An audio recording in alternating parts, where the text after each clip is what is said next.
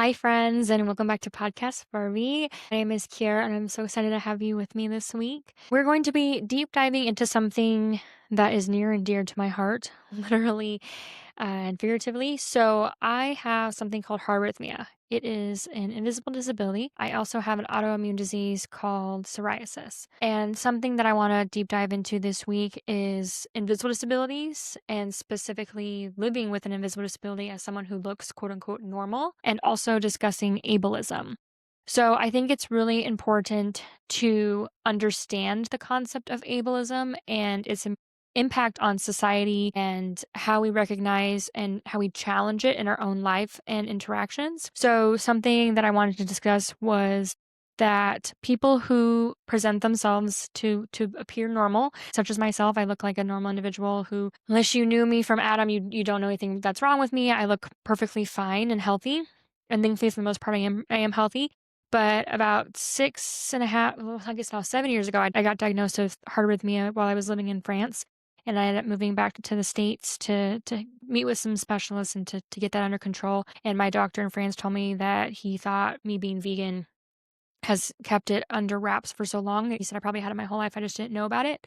And then 2 years ago, I got diagnosed with psoriasis, and that was actually that I self-created that with stress. And so I've been able to pretty much eradicate, I'd say about 90% of that in the last year by minimizing my stress and how I handle my life. And so I'm very thankful that I've been able to live my life differently to combat the psoriasis. However, it's still an autoimmune disease that can affect me day to day as far as sometimes I have hives and things like that. But with heart arrhythmia, my heartbeat is abnormal. So sometimes it's too high or too low. I have a service dog, so Aurelion, the golden retriever that I talk about very often on this podcast, is actually my trained service dog. I've had him since he was 6 weeks old, and he's 4.5 now.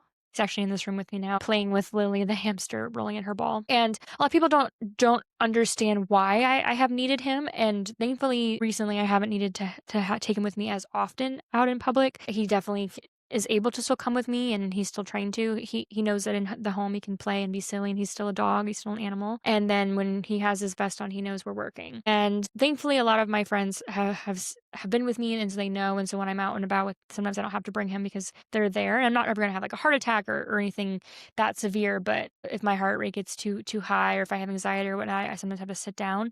And then if it gets too low, then I feel like I'm gonna pass out. And I haven't had too many issues recently. I have had my fair share of anxiety attacks to I guess call them short term. But I think it's important that we share those stories and we advocate for our rights as people who don't look like we have a disability because it affects a lot of people. And I think that we need to offer more inclusivity as a society because there's all kinds of different disabilities that are invisible, whether it's mental or physical, mental, emotional. And I think there's also a big difference in people assuming that if you have a service dog, it's for emotional. And there is a very large difference between an emotional support animal and a service dog.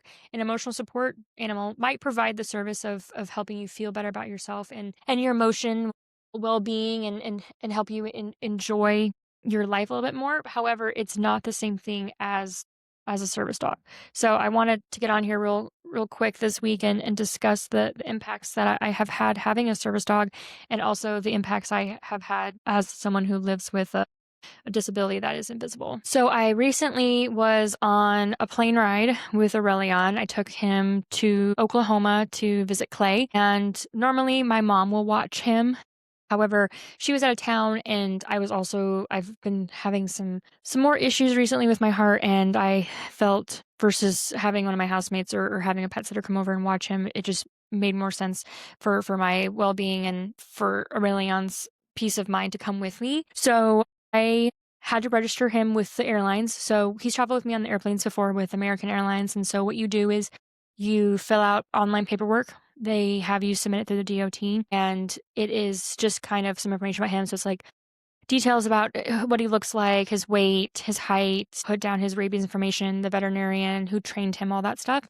And obviously, he's self-trained. We have had group classes at Astro Kennels. Out of that, he has been fully trained by me because I am his handler, so to say. So filled that out, sent that in. They were able to approve that, which was great. And so he was trained a couple years back on getting on a plane. He went on his first trip with me to Kansas to visit my grandparents. My mom and my bonus dad were with me, and so that was an interesting adventure. But he did so good, so smart. So this time I knew he was gonna rock and roll. Well, I checked in on my phone on the app, and then I was flying with Delta this time, so not American Airlines. So I had to submit a new form with Delta with all of his new information because I haven't flown with him in probably, I guess, 2 years now. And so I get to the airport and he's doing great. We get to the gate. I mentioned that the last time went to Atlanta for a layover, there was our we had landed at a terminal that was 3 terminals away, so I had to basically book it, and I was running down the airport, and literally as I was going up the escalator, they were calling me to make sure I was there because 'cause they're getting ready to close the gate.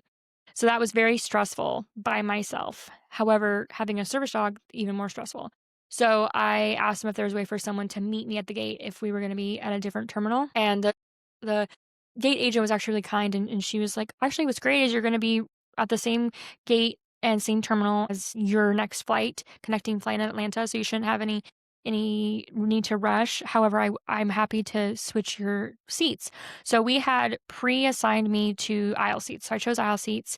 I do that so that way Aurelian has more room, so he can go under my chair, but also have some room for his tail, and I don't have to impose on other people next to me. Well, she had moved me to comfort, which isn't first class. It's behind first class. It's just extra room. You don't get any like perks outside of there being some extra room. And so this specific one was the seats were right behind where the flight attendants can store extra luggage. Funnily enough, one of the women on the flight ended up storing her wedding dress there, which someone behind me was just like, man, it's free storage. And so we were sitting there, and so there weren't seats in front of us for him to go under. So when the woman on my left sat next to me, things are fine. I introduced her to Aurelian. And then the next woman told me she was actually scared of dogs, but she ended up really doing well with him. She asked to pet him, and he really liked her, and then he settled down. And the woman and I on the left of and I were talking, and she told me that she used to have a dog, but he had passed away, and so she hadn't gotten another one. And I learned a little about her and her husband and her kid. And she'd asked if she could pet Leon, and I say make a friend. He can meet people. He's also trained as a therapy dog. We sometimes go to the children's hospital or just hospitals, and he introduces to the kids and such, or nursing homes. So he knows commands to when he's being pet versus when to ignore people. And so everything was fine and dandy. Well, then we haven't even, like, I guess, closed the or the door at this point. And over here comes the flight attendant. So there were 2 flight attendants. When I first came on, the male flight attendant was like, "Oh, all in pink," and was really nice. And then there was a female attendant who didn't even look at me, which, whatever, I'm not expecting the royal treatment. However, she comes over to the woman sitting next to me, and she tells her, "I'm so sorry for this inconvenience of having this next to the dog. We're trying to get you upgraded to first class on your connecting flight for the inconvenience." And in my brain, I'm going, well, that's interesting because I made sure I talked to her to make sure this wasn't inconvenient, which it's not like I chose to have a disability and have the dog. It's not my pet, like he's not causing an issue. And 2, it was interesting that she chose to do this in front of everyone else versus like bringing her to the front of the plane or talking to her after the flight. So I thought that was very inappropriate. And then throughout the flight, the flight attendant did not want to make eye contact with me. She basically avoided us altogether. And then at the end, the male flight attendant ended up completely ignoring me, which I thought was really strange. And at the end of the flight, the woman that I had to sit next to, she had her headphones on the entire time. She had told me that she had gotten hair on her leg, and I had specifically asked her if it would be more convenient to have Aurelian close to me. She's like, "Oh, I don't mind, like, I don't mind, like," and I was like, she's like, "What do you do with the fur?" I was like, "Oh, I'm used to vacuuming and using lint roller." And so at the end of the flight, she asked me if I had a lint roller, and sometimes I carry a lint roller with me. It depends on the backpack. I had switched backpacks. Suddenly, this one I did not. So I asked at the end of the flight, when everyone was standing up, I went and asked the flight attendants if they had a lint roller, and they annoyingly told me no. And so I explained to the woman that they didn't have it. I'm happy. I would look through my bag again just to double check. I did not end up having it, and she got very upset at me. And she wasn't mean. She was just very flustered, and I felt really bad. I apologized profusely because I understand how annoying it is. However, I made sure that I specifically asked her how much space she was okay with him being in of hers. I did not put her next, like, I did not have them touching. I did not ask for her to touch him. And so I felt really bad, but also it wasn't my fault that she had pet him and had him lay near her and on her.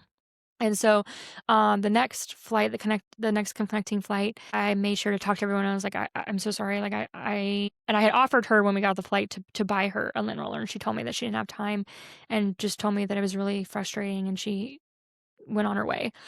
And I did feel bad. However, I didn't try to impose him on her. So the next flight, everyone was really kind. Actually, one of the flight attendants took my bag and put it up in the storage for me. And there was people sitting in the row behind me, a husband and wife, and she was so excited to see the dog. And she was like, "You could sit here in this seat, and then just tell the person if they want. Like they get to sit a row in front." So me and the guy ended up switching because it was the same aisle seat. He was just one row in front, and she was really kind. And I had explained how I felt really bad, and she goes, "That's not your problem. Like that was her problem. Like you've been like clearly trying to make sure that we're all comfortable with him. It's not like you get to choose to have him." And I said, "Yeah, I just feel bad." And she goes, "Well, he's clearly trained. Like he just went under the seat. And he's just chilling." She goes, "I was hoping he'd maybe want to cuddle with me." And I said, "Well, he likes going under the seat." And she then asked me if he was for emotional support. So this is just a good, I guess, common courtesy is if you see someone with a service animal who clearly has a besting service animal, don't ask them if it's an emotional support animal. One, because it minimizes the service that the service dog is doing, and it also minimizes the potential of the disability the person that you're talking to has. So I'm his trainer, but I have been asked plenty of times if I was training him. So on the flight, I had a man ask me if I was training him for someone, and I said, he's actually trained and he's for me. And then I explain I have a heart condition, and I don't mind explaining to people. I think it's a very positive way to talk about invisible disabilities. Okay, so that flight was great. We're getting to the middle of the story. So we get to Oklahoma. Everything's fine and dandy. They're really kind. They asked me if they needed help with my bag. Get off the plane, go down, see Clay. We have a great weekend. Relion comes. We go to the house. He mostly stays at the house. And then we're headed back home on Sunday. And we are doing basically the exact same flight. So flying to Atlanta, then to Greenville. So our flight was from OKC to Atlanta was delayed. So I already was going to be cutting it pretty close by only having a 40-minute layover and probably going to be in a different terminal. And so I checked in with the gate, and they told me that they would have an attendant waiting for me at the gate. So that's someone that does wheelchairs, but you just tell them you don't need a wheelchair. You just need them to walk with you, because I wanted to make sure that I didn't miss where the elevators are, because Aurelian doesn't go on the escalators because of his fur. And so that was fine. The agent was really nice and told me they'd have someone meeting me. I didn't need to change my seat because it was an aisle seat. And so then I got on the plane, and they told me to talk to the flight attendant. And so even though the flight was delayed, I did have my heart rate monitor went off, and it told me that it had been over 100 at resting for 10 minutes. And so that was concerning. Aurelian kept alerting me, but I was okay. I didn't try to cause a scene because, at the end of the day, what am I going to do? So I just was drinking my water and trying to, I guess, chill out. So we get on the plane. Things are fine. The woman I sat next to was really nice, and she didn't mind the dog. Well, we land, and I had told the flight attendant that the gate agent had wanted me to tell them about needing to get off the plane quickly because of the connecting flight. And so he told me he would tell the lead flight attendant. Well, flight lands, and he does not tell the lead attendant. And I don't like making a scene. Like, I'm not gonna, if I thought I needed to rush, I probably would have asked people if I could get in front of them, but I didn't really want to make a big scene. So I was just like, okay, I'm just gonna let it go. We're gonna really like cross our fingers. So I get out of the plane, and there's nobody waiting for me. There's two people in wheelchairs. They have someone helping them, but there's not a third agent. And so I asked them, I was like, is there someone for Joy? And they're like, oh, you need to go ask the gate. We don't have any other agents. And so I go to the gate, and the gate agent, I say, hey, I had asked for someone to meet me here. And they're like, oh, do you need a wheelchair? I said, no, I just need someone to get me through the terminals, because I noticed that we're actually one terminal further away than was originally the 3 away. We're now 4 away, and I need to go from T to D. And he goes, well, why do you need an attendant? And I said, well, I've never been on the elevators in this airport, and so I don't want to miss them, because my flight is literally boarding right now, and it's a 10 to 20 minute walk depending on where the terminal is. And he goes, literally what he tells me is, it's not that difficult. You just walk down the hall and follow the signs for the elevators. So I tell him, quote unquote, that's actually a very ableist thing to say. I have never been on the elevators in this airport, and I don't know which halls and signs to follow. And it would be really helpful if I had an agent go with me, like I had asked before, because I have a service animal and an invisible disability, and I don't want to get lost and miss my flight. And so he told me he was going to call someone. 5 minutes later, here comes somebody. They were not there to help me. They had to call another person to come help me. The person who did come help me ended up being very kind. He was younger, and he felt like led me to the elevator.